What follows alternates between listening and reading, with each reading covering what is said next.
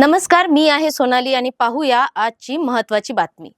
देशाच्या ऊर्जा धोरणात मोठा बदल घडवणारा शांती ॲटॉमिक एनर्जी बिल संसदेत मंजूर झाला आहे। हा कायदा मंजूर होताच भारताच्या परमाणु ऊर्जा क्षेत्राबाबत चर्चा आणि वाद दोन्हीही रंगू लागले आहेत।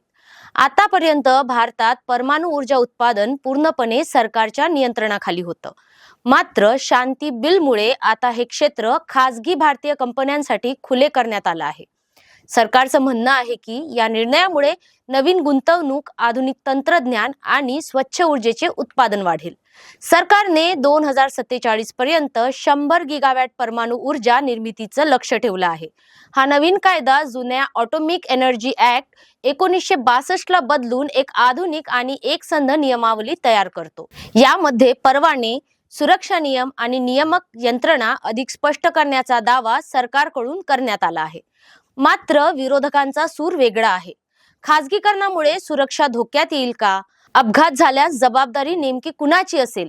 नुकसान भरपाई बाबतचे नियम पुरेसे कठोर नाहीत, अशी टीका विरोधक करत आहेत। काही संघटनांनी या विधेयकाविरोधात आंदोलनाचा इशाराही दिला आहे।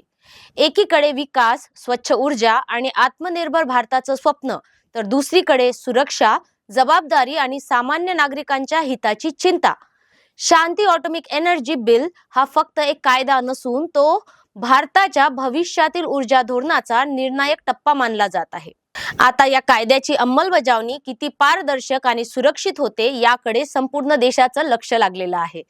धन्यवाद सर्वांना। मंडल चॅनलला फॉलो करा, शेअर करा आणि सबस्क्राइब करायला विसरू नका।